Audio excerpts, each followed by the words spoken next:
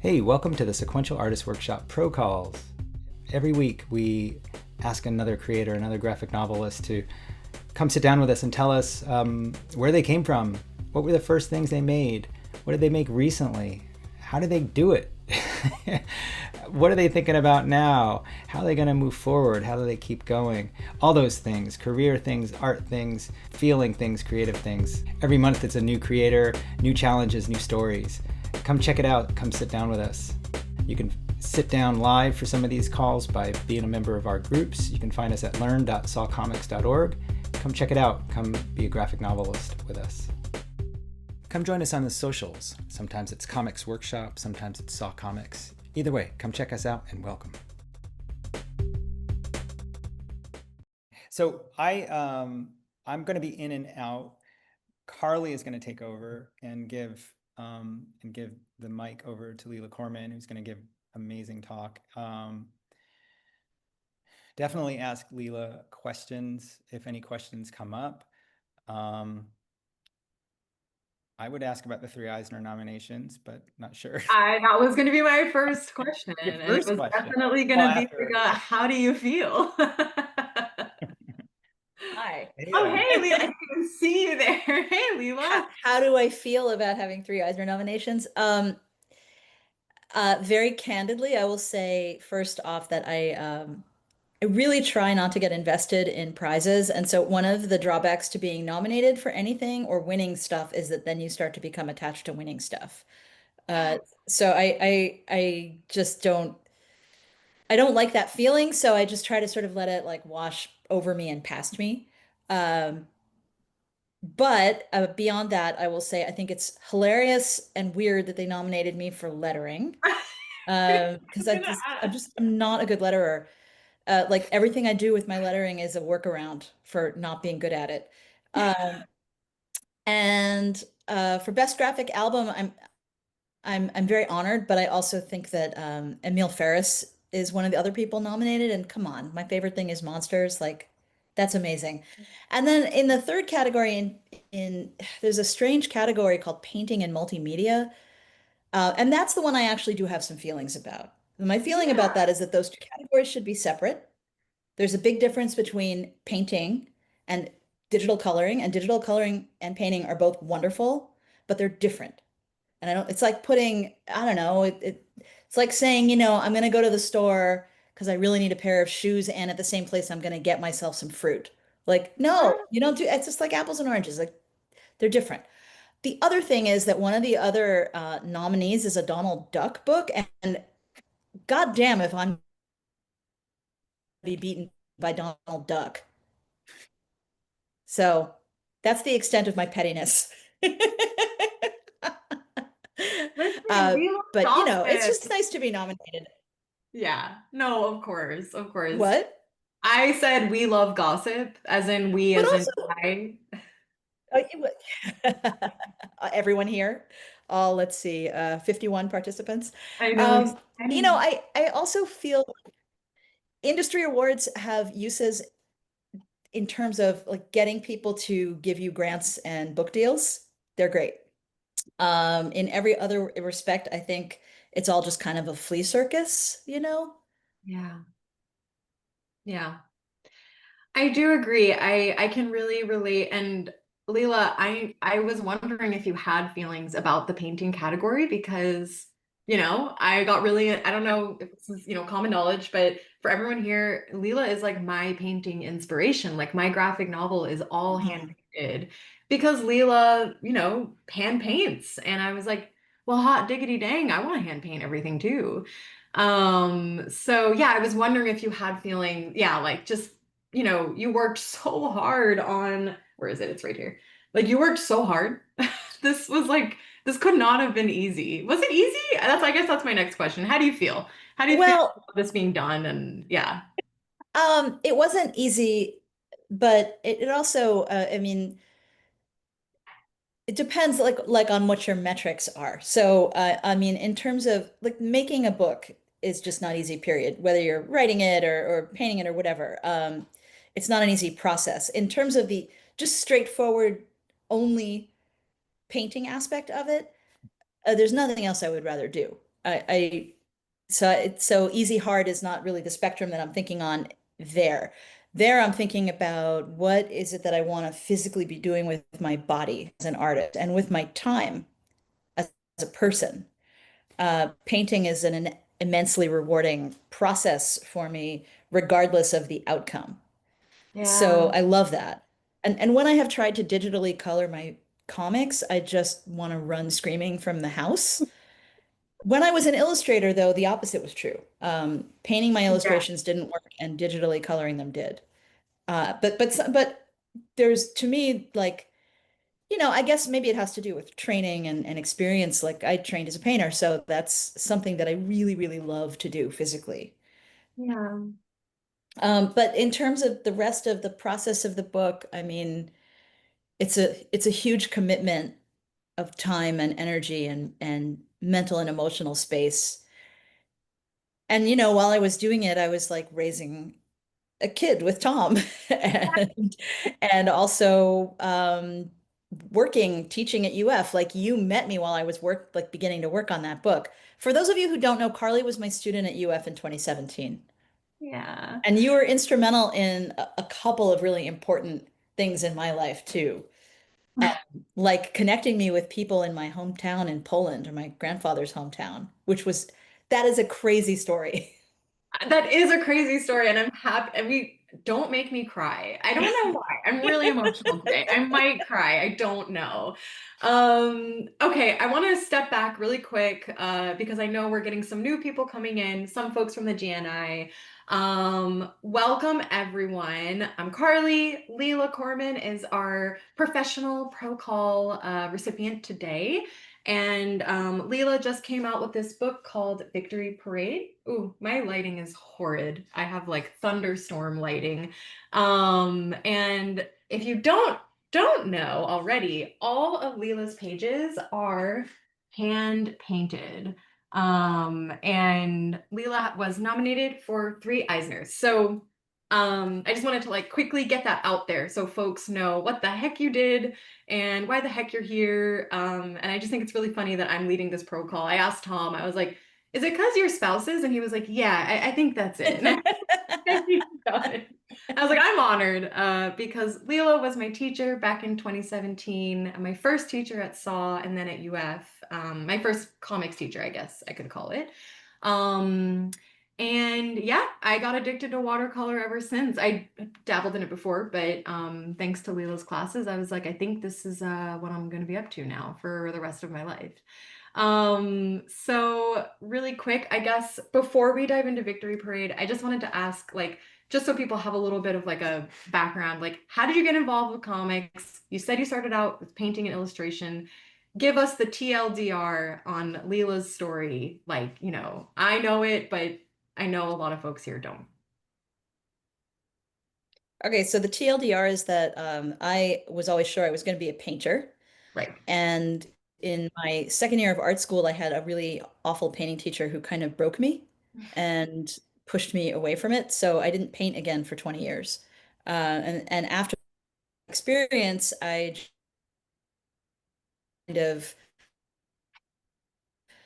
was unmoored and didn't really know what. I kept quitting art school in disgust and going back. And so I was a performance art major for a year, and then I transferred into printmaking, and I did not like printmaking at all. Too many steps between conception and execution of a drawing. And like the breaking point for me was when we got to lithography, and I was like, I'm sorry, I'm not doing any art form that requires me to use a forklift to make a drawing. Just not doing that, even if it's a small forklift. So I quit again, and then there were some sort of medium and longer term choices I was making about that too. Like the way that I was at Massachusetts College of Art, and I knew that if I left and came back when I was 23, I would be considered financially independent of my parents in terms of who was paying for school. And I felt Yeah. like I was wasting my parents' investment in my education by not knowing what I was doing. So I took a year off. I waited tables. My parents freaked out, but I was like, no, like in a year when I go back to school, I will be eligible for all of these state grants and federal grants and student loans and also in-state tuition because I'm Right. considered a resident of Massachusetts. So that's what I did. And at that point, I was like, okay, I got to get paid to draw pictures. I'm going to major in illustration. And and then, I mean, I did that. Like I enjoyed that. I did that for a while, concurrently with comics. So I started actually making comics kind of while I was still flailing in art school. I Yeah. self-published a mini comic called Flim Flam in the late 90s. And that's how I got to know other cartoonists. And, as you guys all know, we're a family. It's very punk rock. It's a network, and you don't have to apply to get in. Like we're a very accepting, kind group of people. I think. I think I can say that with a lot of confidence. So You can. that's how I started kind of becoming friends with and part of communities of cartoonists. This is immediately before the internet and at the very beginning of the internet. I used my senior illustration project to create a Zurich grant application. And for those of you who are newer to comics, the Zurich Foundation doesn't exist anymore. But if you recall Teenage Mutant Ninja Turtles, it was created by two people. One of those two people started the Zurich Foundation, which gave grants to self-publishing cartoonists to print really nicer editions of our comics. So I managed to win one while I was still in school, and that was like a rite of passage. Like if you got a Zurich grant in the 90s and early aughts, that was like you had arrived. I'm sad that it doesn't exist anymore. Mhm. Um, I think their reasoning was that the internet had kind of made it obsolete. And I don't know Yeah. if I agree with that, but maybe, I don't know. I'm sort of agnostic about that. Internet But or no internet, cartoonists need grants. So, yeah, I mean, but the thing is there's a lot of there's other kinds of grant money out there now that wasn't there in the past. But there was something specifically great about the Zurich grant that just also felt like yet another kind of affirmation from the field. yeah. But so that's basically how it started. And then I kept going with comics. I mean, there's a lot of other stuff in there, but Sure. that's the TLDR longer version. I love a long TLDR, and I'm pro like it not being one sentence, but it not being the whole pro call because I want to dive into the new book. But before I dive into the new book, I just want to do a quick shout out to Unterzakhn. Was that your first graphic novel? It was my first one that was published by an actual book publisher. So the first graphic novel technically was Subway Series, which I Okay. just kind of consider juvenilia, really. Like I don't think it's a particularly great book. There are some experiments I was trying to do in that book, and you know, sort of not super successfully, but Unterzakhn was the first book that I actually researched really heavily and spent a lot of time on. Yeah, I was wondering about that. I don't know if anyone else can relate to this, or Leela, if you can relate to this, but something we always talk about in the GNI and in the year-long program is like, if you make pages, you're just going to make better pages later. Like that's just like kind of naturally how it goes. Like the first chapter of my book isn't nearly as interesting or artistically formal or like fun as like the 12th or 23rd chapter because I did it in order and you just naturally get better and better. Do you feel like Unterzakhn was like a culmination of those experiments that you tried in the subway stories, or do you feel like Unterzakhn you just like you kind of like doubled down and kind of just like researched and worked really hard on making it different? In terms of what my books look like, with each one, I kind of feel like I have to learn how to draw it in that particular style. So I had some of the ideas for Unterzakhn many years before I started drawing it because I understood that I did not know how to draw that idea yet. Yeah. Um, but the research was also research into the time and place. So there was just a lot of kind of semi-scholarly research that I had to do and site-specific research Mhm. that did not involve drawing, but involved a lot of shoe leather and a lot of books. I love that. How many years did it take you to make Unterzakhn? Let's see. Pitched it in 2007. I think I started drawing it around that same time. Cool. Yeah, I would say I started it in 2007 and delivered it in 2011. Beautiful. 7, 8, 9, 10, 11. Yeah, 5 years. That sounds like Yeah. perfectly reasonable. One thing that I think gets me and others here up in arms or scared is like timing. Like, oh, will I ever finish this comic? And 5 years is a testament to like needing to really focus on it. I'm sure. Were there ever times when you didn't want to turn to the book, or did you always feel driven to turning toward? There were times when I couldn't, and I would say that's always been true with every project. Oh, Like I got pregnant and had a baby in the middle of making that book, and I was also a professional belly dancer. Like I, I, I was teaching classes, and there was a recession like in the middle yeah. of that, and we moved out of New York City towards the end of it. Like life happens while you're working on things. The thing I'm curious about, I'm not sure that book publishers understand how these things go. Like, do they really get how long these things take? And my feeling also is like, look, if you give me a bigger advance, I can turn down other work and get the book done faster. But I mean, that actually, from in my particular case, that might be obsolete at this point because now I'm a full-time professor, and so like I don't take commission work anymore, and I don't do illustration. Right. But at the time, I felt like, I've got to like do kind of ephemeral BS illustration work just to pay the bills while I'm working on this. I'm glad I don't have to do Absolutely. that anymore. But I will say, like as I'm sure again, all of you know, life doesn't stop. Like you have your family, you have your caregiving responsibilities, you have your own self to take care of, you have whatever your job or jobs plural are while you're making a book. Yeah, absolutely. I'm so glad to hear your answer as someone in the middle of it. Sometimes life just happens, Oh and yeah. sometimes I need a month off.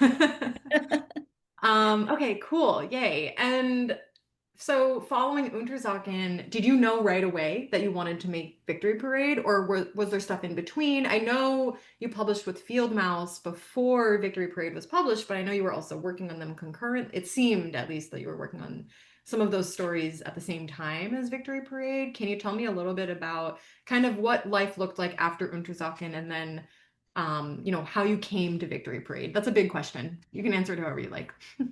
Oh no, it's a really good question. So, no, the idea didn't come right away. I spent a couple of years just making short comics, nonfiction comics for a while, and just again, it's always, when I finish a big book, so far at least, it's kind Yeah. of my style almost gets kind of like stripped back down to the studs, and I have to start again. So I was experimenting again with in the short pieces with how do I want to draw comics at this point? Like, what do I want them to look like? And that's when I started using color. I didn't start using watercolor right away. That happened in 2015. But I I just I was making short comics for myself, but also for money. Like it turned out that I had a publishing client that was interested in those particular ideas, and so I was working with them. Um, And again, it's the same story. I had to pay the bills. So at that Yeah. point, we were living in Gainesville and I had a studio downtown and you know, that was the first time I had like my own workspace, like ever in my entire professional life. Yeah. And it felt really good. It was just like a kind of a cycle of being a working artist in this particular way. But yeah, that was concurrent with Victory Parade after a certain point. So Yeah. Victory Parade, I had the idea in 2013, pitched it in 2016, and started working on it right around that like end of 2016.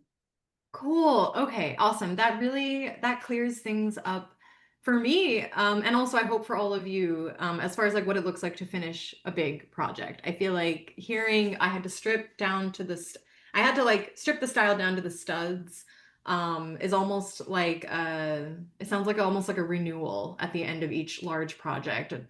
It sounds like. So Yeah, that would be um, accurate. yeah, yeah. And were there any like I guess this is more of a selfish question, but like, were there any like feelings that came along with finishing? Like, did you miss working on the thing that you were going to? Never. Well, I'm always happy when I finish a project. Always. okay, I okay. always feel like when I finished Victory Parade, I found this photo of Animal, the Muppet. One of those like full body Muppet shots where you see the legs too, which is always really freaky. So crazy. It's Animal like jumping in midair with his chains broken, and you can kind of almost hear him going, "Ah." That's how I felt. I was like, Yeah. I'm free, I'm free. So what I used to do is I would go and get a pedicure and just like spend a day just like clearing my head. Um, I don't know. It's great. I love it. I love finishing a project. I love knowing it's going to be out in the world. I don't feel any letdown from it. Mm. I just feel free to focus on other stuff and just take in again, like read and look at art and just kind of do the things that working keeps me from doing, like talking to my friends, Yeah, yeah, I know. leaving the house. I know. Doesn't this keep you like, yeah. Okay, well, that was for me. That was for none of you. That was just for me to know that I'll be okay when this book is done.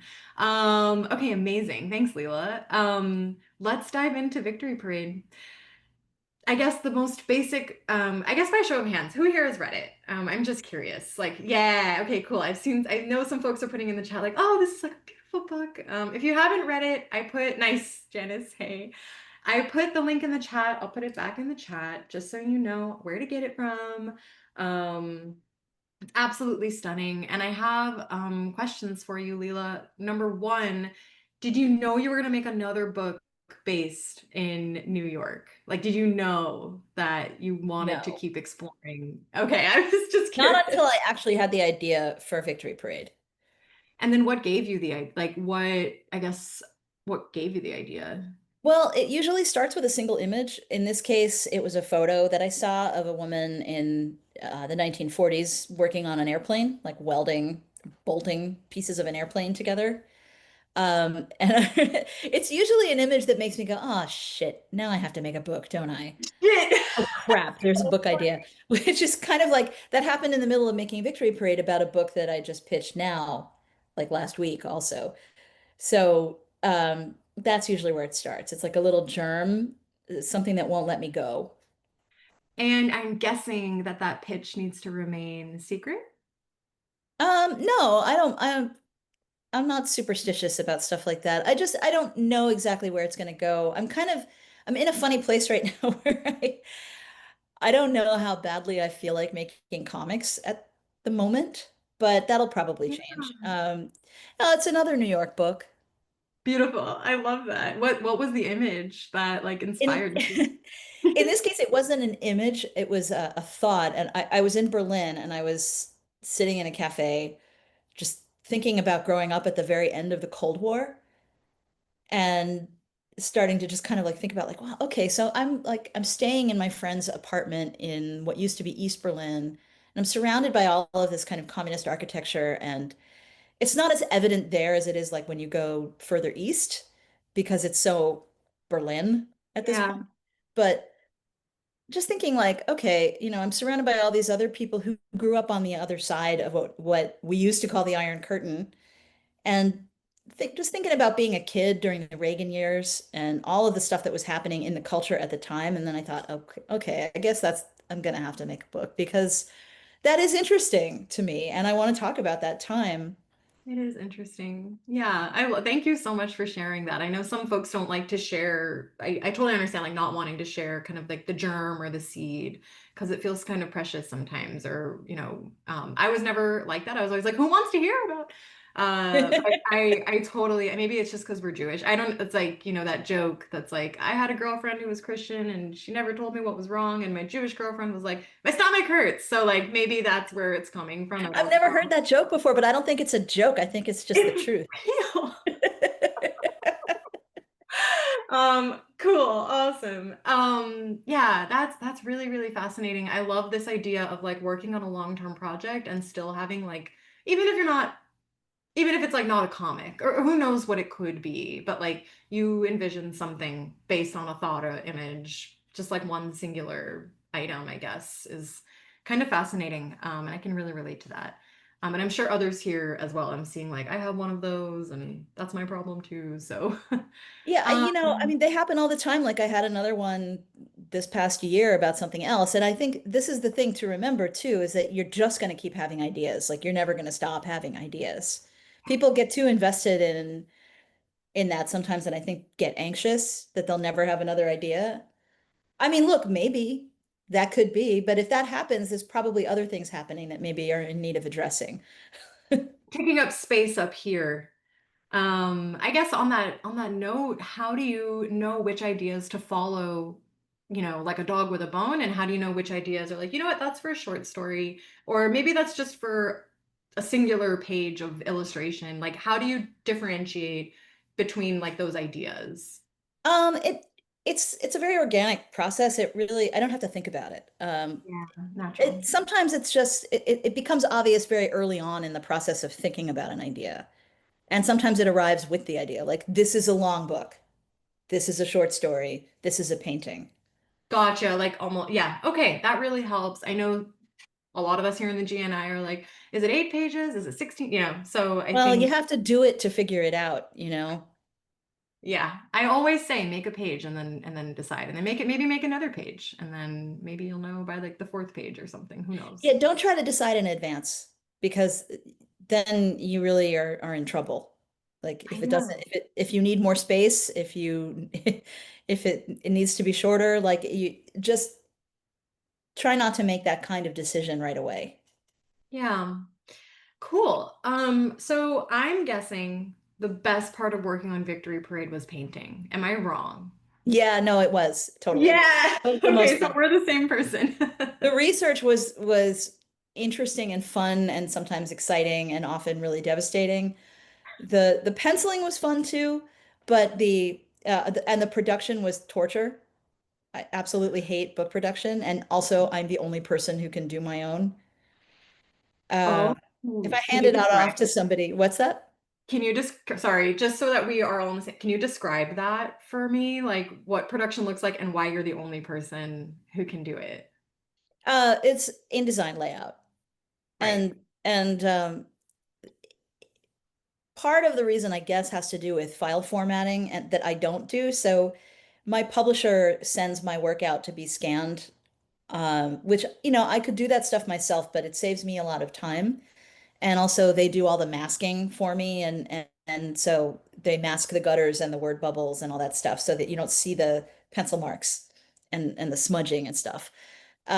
So when I get it back, it's not paginated. It's like it's got some very strange formatting on it, some naming Mm, conventions that from them that are like right. characters long and have nothing to do with the work itself. Right. Yeah. I call that the grunt work, scanning, editing, kind of like fixing the stuff that because you kind of want, I mean, correct me if I'm wrong, when I was reading through Victory Parade, I loved seeing like, even on the cover, like you leave, your publisher does leave some pencil marks or will leave because it's hand done. I think those like artifacts are almost part of like the beauty of why this is an artful book. But that's really fascinating. And yeah, Tobias had asked, what is production? Tobias, does that answer your question? You can also answer in the chat because it sounds like it's a lot of layout, pagination. Okay, cool. Thanks, Well, Tobias. what I will say about the artifacts that you see in the work is that those are very deliberate. I Yeah. leave those in. I leave those in because the paint fixes them, and I want those to be seen. It's the stuff that like page tone, I would call it, which is similar to plate tone in printmaking. Just on the parts of the page that are supposed to be white paper, they're not, obviously, because I'm working in pencil, so they're sort of gray and muddy looking. Oh, someone asked to show an example. Let me go ahead and see, because I know what you mean. If anyone has this experience of um scanning your work and it looks really different, I want to find. Okay, so I'm going to spotlight myself so that we can see this page. Um, okay, so I feel like a good example of this is the page itself correct me if I'm wrong, is supposed to be, this is supposed to be white. This is Yes. not supposed to be like page color or sort of like, sorry, I do have thunderstorm lighting. And I don't think that Zoom is going to let you see this like, there's like a tiny little pencil line here that is under the paint. That would be like an artifact for anyone that's confused. And like another good example is like this smoke doesn't have to be perfectly white because it looks like Leela intentionally made it, you know, part of the art so that it's a little gray or something like, correct me, There's a Leela, if little I'm bit of a paint wash on the smoke, but where you see gutters and word bubbles, that's where the scanners masked it off for me, which was great. cool. Yay. Okay. I hope that helps, Darlene. And I'm also happy, you know, anytime if anyone has any questions about kind of the nitty-gritty. All right, how do I remove this spotlight? About the nitty-gritty of you know, how to scan and how to edit, I'm happy to do a one-on-one and sort of go over all of that because I do that all the time. Thanks, Leela. And what about, so I guess the most difficult part, I guess my question about it, like what's the most difficult part? It sounds like it's like the book production. Difficult in terms of annoying, yes. Yeah. Psychically difficult. I mean, it's hard to make a book about something heavy. Yeah. Um, Although I feel very distant from it now.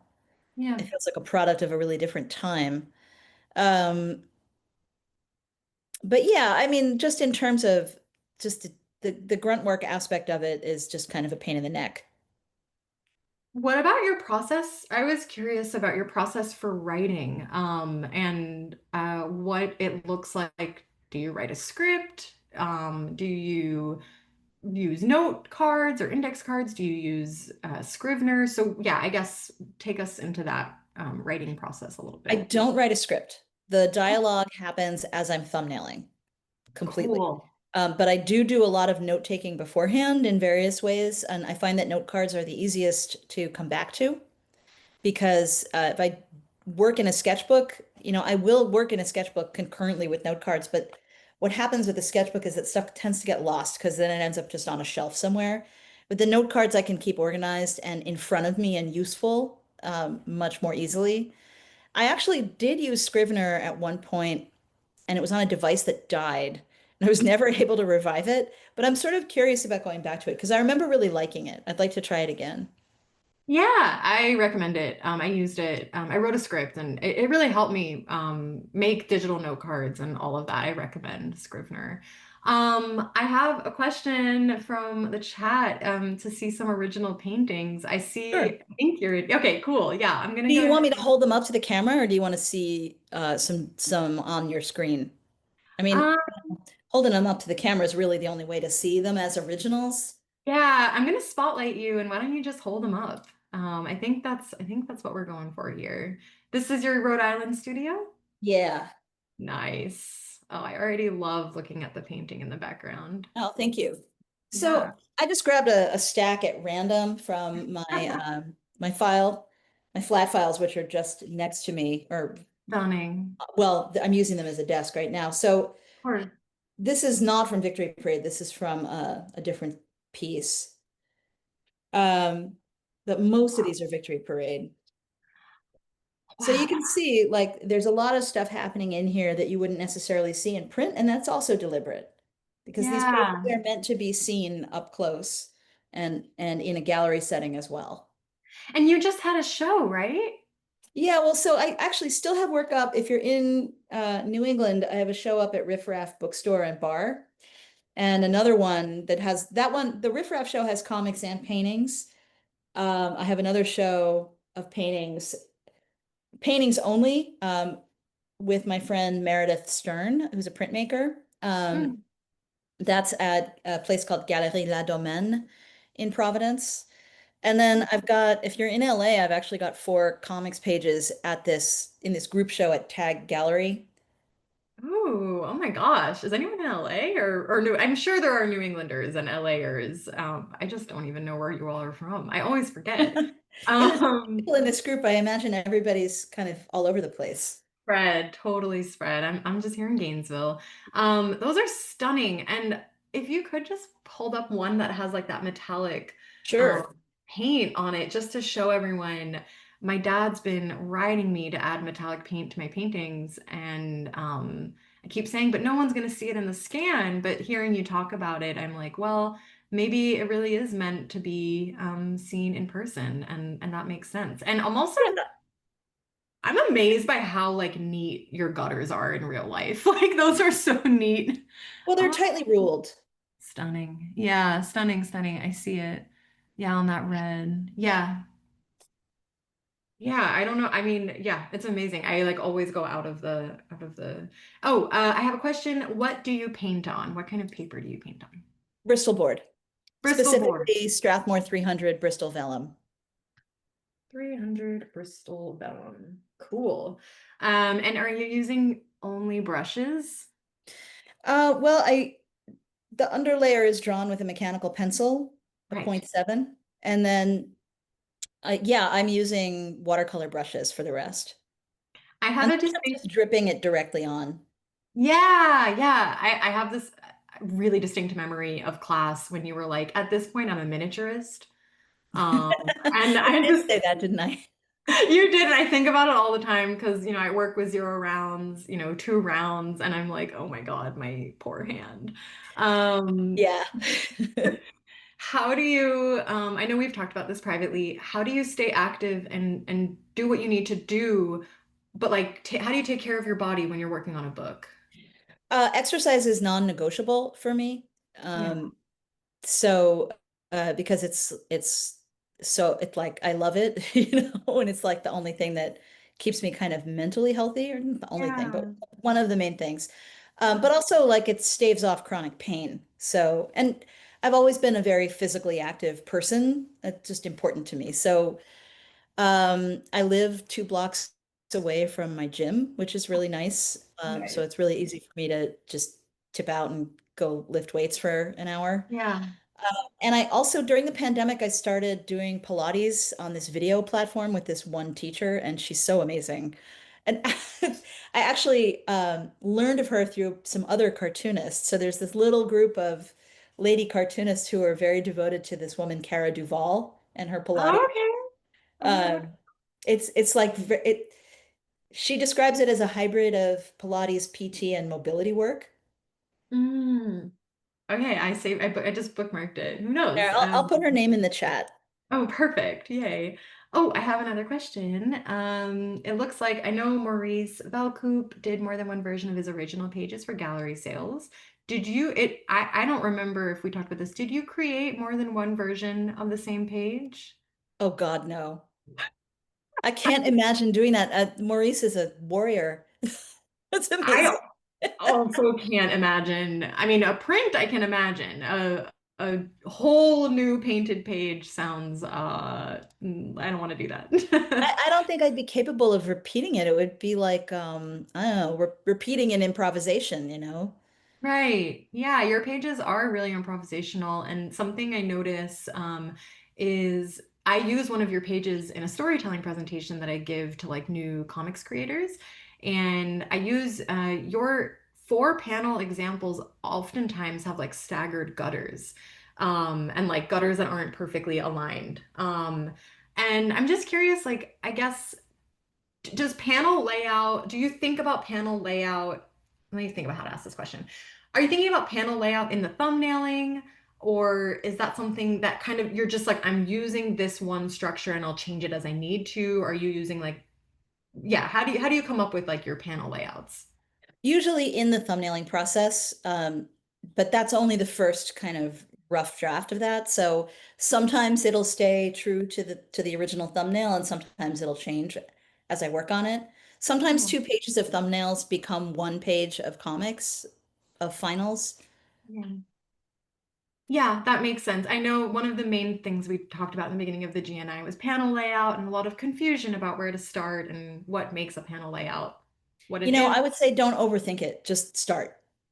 Okay, great, awesome. That's exactly what I would say also.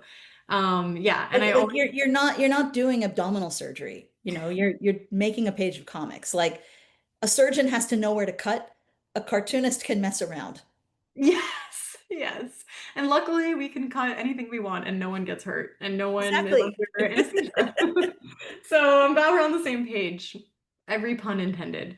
Okay, amazing. And I love hearing about your workout routine. I just started weightlifting because of shoulder pain from working on a book. So if anyone isn't working out and also is making comics, maybe consider working out because it's gonna catch up right here or right here. It Um, will, it's true. well, okay. I want to open this up to anyone. Let me go ahead and remove the spotlight. I know there are going to be lots of questions. Feel free to raise your hand, or you can unmute. We can make it chaos, or we can make it really organized. But questions for Leela. I have a million more, so I can keep going.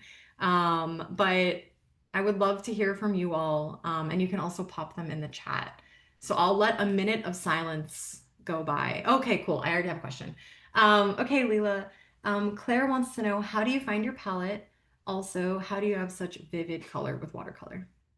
Um, Again, palette is something I don't overthink. I might stare at the page for a minute and try to just sort of get a sense of where I want different colors to go. When I'm not sure what needs to go where, I just start with the things that I already know the color of. Like if I'm painting a character over and over again and I know the hue of their skin, the color of their hair, maybe I know the color of the furniture in their room, I'll start there. And then other Totally. things come into play later.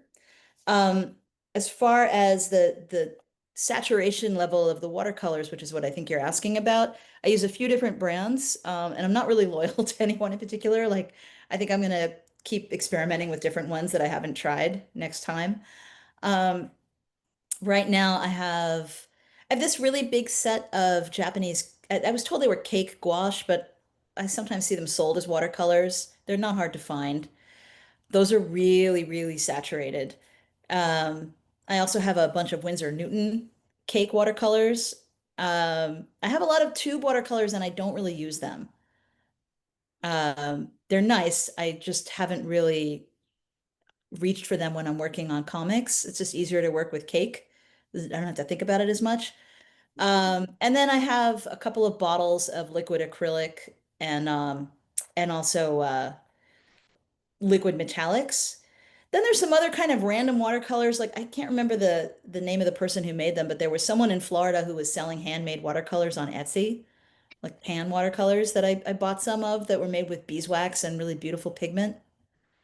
There's also an indigenous watercolor company called Beam, Beam, that makes some really beautiful paint. I love them. I'm just writing this all down so folks can go order from Beam. I'll order from Beam, dang. Oh, Um, also gouache. I used a white gouache and as a mixing white. And also, and that's in a tube. And also the Holbein Acryla gouaches. There's two brands of acrylic gouache hybrid. Holbein is the one I really like, but they're both pretty good. So that's kind of the mix that I'm using. awesome. Yeah, I also don't reach for tube. So it's interesting to hear another person talk about the tubes, and I don't know why. I don't know why I don't, but I don't. It's easier to work with liquid, for me.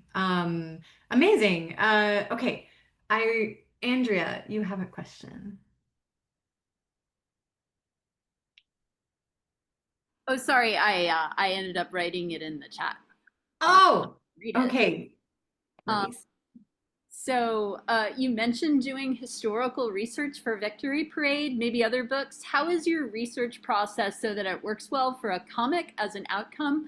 Do you draw while taking notes? Do you not draw till later so that it simmers in your mind? Like, what role do artifacts or like real documents play?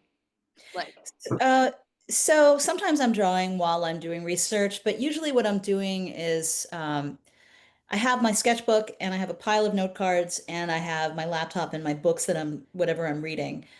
And there starts to be a feedback loop pretty quickly between ideas and research. So something I read might spark an idea that I would have to write down in my notes. Um, or I might also have an idea that I then have to put into research action to find out like So the fundamental question I'm usually asking myself is not did this really happen, but could it have happened? Um, so for example, if I in the case of Victory Parade, I think at one point I thought to myself, I wonder if there was sideshow wrestling at Coney Island. And then I just went and I looked it up. Um, in terms of um, primary resources, which is what I think you're asking about at the end there, Mhm. right? Yeah. There's a lot of that. So some of that is in the form of obviously books or stuff I find online. I did a lot of archival research. Like I went to the New York Historical Society and spent a lot of time in their archives looking at ephemera for typefaces and images of things and just kind of a sense of the New York of the time period, specific aspects of it. Um, and in terms of site research as well. So in the case of Unterzakhn, I had access to the Lower East Side Tenement Museum and went there as much as I could. In the case of Victory Parade, um, two of the sites that I was able to access were the Brooklyn Navy Yard. There's a kind of an oral history tour that they give that's really great. And then Buchenwald concentration camp memorial in Germany. I happened to be in Europe teaching in Denmark, and so I decided to go to Germany and stay in Berlin for a week and go to Buchenwald from there. It's just a day trip. Beautiful. Does that answer your question, Andrea? Yeah, it totally does. I mean, now I'm trying to imagine what it would be like to like get work done for a comic while being in Buchenwald and like just absorbing some of that, and it kind of blows my mind to contemplate it. But at least I have a better picture of how like a research process like that could work. And I've only ever done like historical research for, papers and things in college, so it's super helpful. I think it's really Um, important in terms of making work that is embodied, which I think is a really overused term these days, but put your body in the places that you're writing about if you can. Mm. hmm. Yeah, and I just wanted to take some shout out to the Tenement Museum. It's amazing. I went there for research as well. I'm so excited that other people are using it for research. If you are ever in New York, Lower East Side, go to the Tenement Museum. Oh, It's it's such a great place. fantastic. It's the most underrated museum in New York for sure. What I will say about it is you have to book your tour in advance because it's a fragile historical building that was not built to last. Yeah. As you'll learn if you take a tenement tour, they'll tell you all about what a tenement was, what it was supposed to be.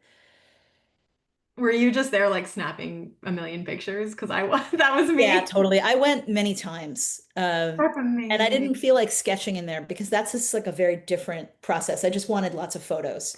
Oh yeah, no, I can't sketch while I'm research or while I'm yeah, no, definitely not. Okay, sorry. This could turn into a whole conversation instead of asking questions, which is Jessica wants to know, can you talk about how your style has evolved over time? Sure. I mean, I would say it's an organic evolution. Yeah, it's funny. I'm actually not sure how to answer that. It's a good question. I'm just not sure how to answer it except in ways that might be unsatisfying because it's um like any style for any artist in any medium, it you start by just trying to make something. And if you keep doing it, your style will evolve as you go. Yeah. Yeah, it's hard. It's hard to it's hard to answer that. I mean, I can say just from as a reader reading Unterzakhn to Victory Parade, there's the obvious style change, right? Like one is black and white, and I think, correct me if I'm wrong, has like digital gray tones, it Yes. seemed. Yeah, right. And then Victory Parade is full watercolor. So as a viewer, there's like or a reader. That's like, the obvious style change. But also as a reader, I see so much of your style in both. Like your style as in like the way you draw hair or like women or bodies. So Yeah, yeah. certainly that there's always the artist's hand is always present in their work. If any of you were to take the work that if you have access to your work from when you were a kid, just take all the work that you've done that you have access to and line it up chronologically, you'll see yourself in all of it. And I really recommend doing that if you can, actually, because I think it can be a really affirming exercise and very grounding for an artist to do that. You'll see that you never left yourself behind. That's wonderful. I should do that. Okay, from Kate Young. I have a step by step for a project, large or small, note collection, research thumbnails. I know you talked about some of the steps, but I wanted to hear the whole thing. So it sounds like just from beginning to end, from A to Z, um, from that idea to the book. What's the process? It usually starts with some research that then kicks off that feedback loop I mentioned earlier. So research to notes, notes to research, and then that sort of moves cyclically, or I would say. Um, and drawings happen kind of along the way. They start to take shape, start to think like, what does this person look like?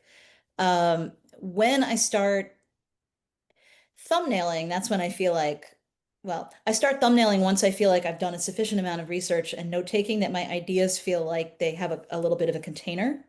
Yeah. And once I've done some thumbnails, that's when I decide to, okay, I'm going to try doing a couple of pages just to see what it feels like, and see if it ignites me, if it feels like it's alive yet. Um, And then after that, it's kind of like a repeating cycle of all of those things. I don't do like one chunk, finish it, and then move on to the next one. I'm working on it the whole time in that way, which is a little frustrating, but I don't really know any other way to do it. Like, I don't think I could write it completely in advance and then thumbnail it Mhm. all, and then pencil it all, and then paint it all. Yeah. I have That's to give myself some painting or inking days just because otherwise I feel like I have no payoff in the process. course. I hope, Kate, does that answer your question? I know that it was far back in the chat. But yeah, I totally hear you. So you're more of like okay, I'm gonna give myself the reward of inking and painting, instead of like thumbnailing the entire thing. Yeah. Uh, okay, cool. Thank you, Kate. Thank you. Okay, awesome. Let me pop back up. We're just talking about the Tenement Museum in here. Oh, I think the next question was, does Molly Rose make books or painting? What influence have you and Tom had on Molly Rose? I wonder how they would answer that. I I know. would be so curious. I mean, they love to draw. They don't really love to show me what they draw, but they've never really liked performing in any way, and showing your artwork is a form of performance. Yeah. Um, so they do sometimes make comics, and they're really cool. And I think their drawing is really cool too. I feel like just being around them each year and seeing them grow, I'm like, I think Tom and Leela are just influencing Molly Rose to be themselves, like just to be totally themselves. And, Yes. you Yeah, know, that's all we really try to do. Also, I mean, as any of you who have kids or are anywhere near kids can attest, like you're never cool to your kid. it's It true. doesn't matter how cool you are to yourself or your friends or objectively in the eyes of the world, like your kid is like, oh, God. Mhm. It's that evolutionary disgust response to go to leave. Totally. And you think you're going to be exempt from it when your kid is really little and they're like all over you, but no. Yeah. Oh, I'll never forget 5-year-old Molly Rose making comics upstairs, and Tom was like, Aw. can't discipline Molly Rose because she's drawing from life. And I was like, but that doesn't. I remember that. It's so It cool. was so funny. It was like my favorite memory from Saw. Okay, sorry, I'm getting distracted. Okay, let's see if there's any more questions here. I don't want to miss any. No watercolor pencils. Let's see. Okay, how are you able to create an amazing book while being a full-time art professor? Asking for a friend. Ask me in 5 years because this was my first year full time, and I wasn't making comics during that time. I was just painting. So Hmm, we'll see how the next book goes with that. I was adjuncting prior to that. that's a good Oh, I, answer. you know, I want to go back to an earlier question about vivid color in my watercolor. I realized there's one thing I left out, and that's layering. I layer a lot. So what you're seeing are the results of many, many layers of color and tone. I don't like watery. pale watercolors. I like really intense color. You can really see it too, like even in just, I'll spotlight myself really quick. Because like I honestly I forgot about layering. I totally agree. Like just this leg is like such a good example of like the different colors that you're using to make the skin tone, but also I feel like a really good example of really layering to make the flesh fleshy and not like watery, if that makes sense. So yeah, that was a really, thank you for adding that. I always forget. Let me spotlight. I always forget that layering is totally part of the gig. Who are your painting influences, and is that changing over time or with different projects? Um, in the case of Victory Parade and just kind of in general, a lot of the Weimar era painters. So Mhm. there are some direct Otto Dix quotes in Victory Parade. There's, I actually just copied an entire Otto Dix painting and then kind of added a little thing of my own in there in Victory Parade. Jean Mummen, who was also painting in Germany in that time period. A lot of the painters of the interwar period in Germany. After I finished Victory Parade, or kind of at the tail end of it, I saw this painting exhibition in Poland. It was half this painter named Aleksandra Waliszewska, who I really I love. love that. She's so amazing. Yeah, Uh, it was half her and half a century of painting from Eastern Europe and kind of what the curators of the show called Balto-Slavic symbolism.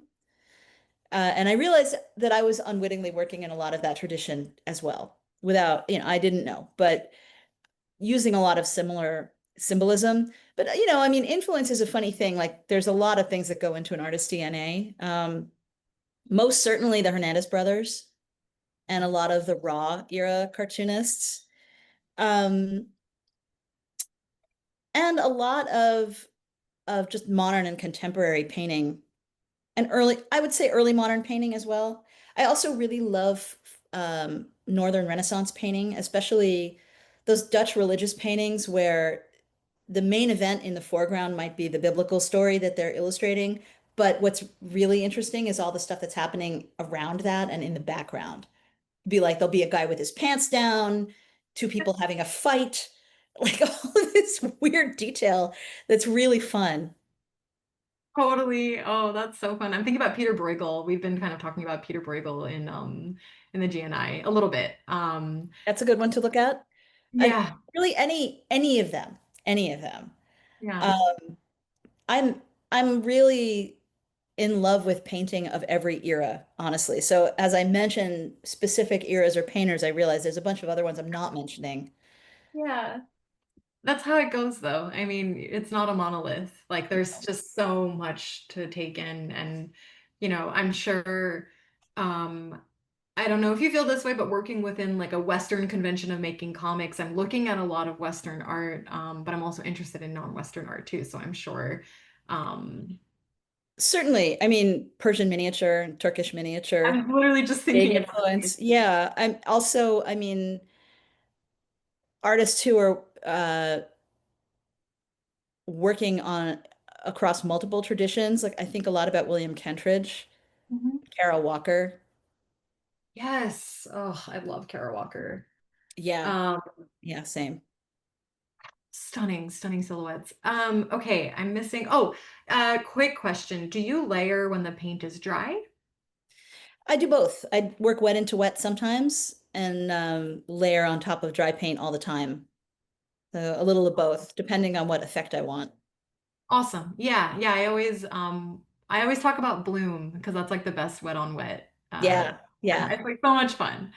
Here, let me find a bloom. Sorry. Now I should have kept this open. Bloom Um, is the thing that watercolorists really look for.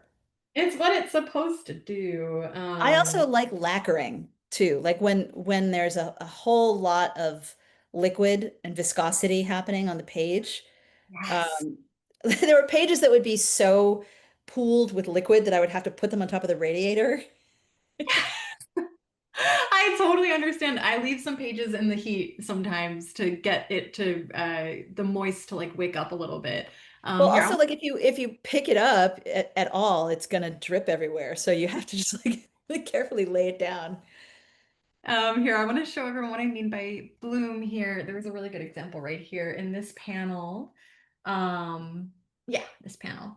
So Leela, correct me if I'm wrong, but this looks like a wet on wet. Oh, I can't point. This looks like a wet on wet moment right here. Yeah, and actually that's an instance where I dripped some ink into the paint as well. So I sometimes use liquid sumi ink in the watercolor. Fantastic. Really stunning. I also love this puddle. I just want you to know I love your puddle. Puddles are really fun to paint. Puddles are so cool. And you like kind of in reading this book, I like relearned or like learned how to make puddles. Okay, I'm missing questions. Let's see here. I know we're getting really short on time. What is the difference between layering and glazing, like in egg tempera? I mean, are you glazing? Are you glazing at all? I mean, I guess you could technically, you might be able to make the argument that I'm glazing a little with watercolor. I've never actually used egg tempera, which that's a thing I would like to try. Mhm, But I think of glazing as something that happens more with harder paints like acrylic. mhm.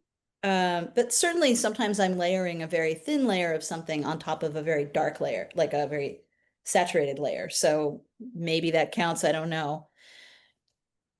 Sometimes I do paint over a little area of color with like a matte medium and then paint on top of that. Sure. Yeah, that makes sense. Any last, oh, I do have a, sorry. Do you stretch your paper before you start painting or do you tape it down? Neither, neither. Okay. It gets flattened in the scanner pretty effectively. I do see, Akira, you mentioned something about putting your work somewhere where the cat can't leap onto it. I haven't had that problem, but the problem I have is my cat trying to drink my paint water.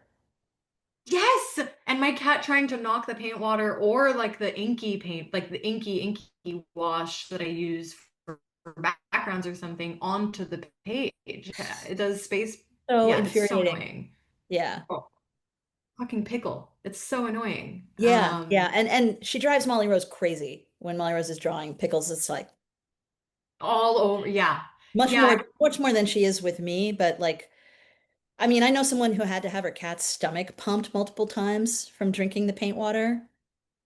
Oh my God. Okay, I'm not gonna. Wow. And cats don't learn. You know, they're not like dogs. They just Oh, don't learn. they're not smart people. And they're not people, but they're not smart. That's the most important thing. Okay. I want to respect everyone's time. Any like dying to ask this question? Any questions or anything that people are like dying to tell Leela? I'm just happy that we get to chat, Leela. Me too. I'm enjoying this a lot. I do see that there's some other questions in the chat. Oh shit, what am I missing? Okay, yeah, let's see. Let's go up. If you feel free to read them out. What am I missing? Oh, Kate asked the emotional impact of the book, the cruelty of the Holocaust, all the sexual assault, the tenderness you treat the victims with. Can you talk about working with these themes and were you choosing the subject in light of our current times? Yeah, in 2016 and 2017, when I started the book, this book felt like my form of anti-fascist activism. Mm-hmm. And in talking about the Holocaust, you know, I think this is something, Carly, I know that you're intimately familiar with too. It kind of feels like there's two groups of Jews post-Holocaust. There are those of us who see it as a charge to pay attention to genocides that happen in the rest of the world, pay attention to everybody's suffering. And then there are those who kind of closed ranks and became very insular and exceptionalist about it. And I know there's a lot of gradations in between and that this is kind of reductive, but I'm very firmly in the former category. So this was my way of kind of staying in my lane and not appropriating somebody else's, another culture's trauma Of course. and talking about what I consider to be the species problem of genocide. Mhm. I do feel like events overtook me very quickly. I mean, as they will. Also, this book is a book about people living their lives while also shouldering multiple mass traumas, while we were living through multiple mass traumas. And that was, I said that 5 years ago when the pandemic started and I was in the middle of making this book. Now it's even crazier. So at this point, I don't know how relevant of any book about the Holocaust is, and I'm starting to feel like the way we talk about the Shoah after Gaza really is something we need to talk about. We need to think about. At the same time, I also like I'm American, so I'm talking about American experience. Of course. Yeah, you are touching on every single thing I care about the most. And I just finished an incredible book last night called Genocide Bad that I highly, highly, highly recommend that Will talks you about, will you yes, message me after this and just send me the title and author? absolutely. Yeah, I'll just send it via Instagram because this person is a book influencer that created this book literally as a Jewish American to say, let's talk about the Shoah, let's talk about Gaza, and let's talk about what it means to be Jewish right now and Jewish history. So I definitely think it's up your alley, Leela. And if I didn't have it on loan for three other folks, I would be like, I'm sending it to you right now with all No, my I'll find a copy. I will say yeah. the main thing I've been reading lately, though, have been rock biographies and 33 and a third books. It's Oh like, my God, Jack is reading those too. Does that help your mental health oh, through? totally. Yeah. Like that and watching like rock documentaries. Um, I, sometimes they make me mad. I just read Please Kill Me last winter, and I was just like, this book is really irritating. How do you write a book about punk in the 1970s and not mention No Wave or Lydia Lunch or women at all, except the two token women that you mentioned in the punk scene, Patti Smith and Debbie Harry? Great, they're wonderful, but that's it. Right. Yeah. But What about, yeah, that's crazy. but Yeah, yeah, sorry. highly recommend 33 and a third. I had the pleasure this year of interviewing Adele Berthet at her Mm. bookstore appearance. I don't know if any of you are familiar with her, but she was a founding member of the Contortions, one of the kind of main no wave bands. But then she's the missing link between the Contortions and Whitney Houston. She wrote a bunch of pop hits and had a lot of other bands and now is a writer. And she wrote this great 33 and a third book about Sinead O'Connor, Oh in my addition to her God. own memoir, which is wild and heartbreaking. Geez, okay. So is that kind of leads me to this one question that I didn't get to. How do you, oh, sorry. Akira asked, do you have a self-care practice for your mental health and wading so deeply in trauma-related subjects? So it sounds like music, rock biographies, that Yeah, helps. having things that I do that um, aren't comics, having other practices, like having physical practices. I also always kind of have a performance practice too. So um, having a band to write songs with is really useful. Having people around me, like going out and being reminded of life, growing plants. I'm a really bad gardener, but I am gardening these days. And it feels really good to look out my window and see bees and birds and butterflies on my flowers, because that's what they're there for. So even though like I somehow have created multiple giant weed patches that I cannot handle, there are a lot of bees in there. And The you're win. helping the planet. Yeah, that's like a beautiful, beautiful way of putting that. Did I miss any question? I'm I scrolling through. do want to address Andrea. Yeah, Rania was my dance teacher. She was like my dance mom. How do you know Oh, Rania? That's so cool. Rania just like lifts up spirits and she's just like some kind of confidence guru. So, Oh yeah. Rania taught me how to be a teacher mhm. of anything, like not just of dance.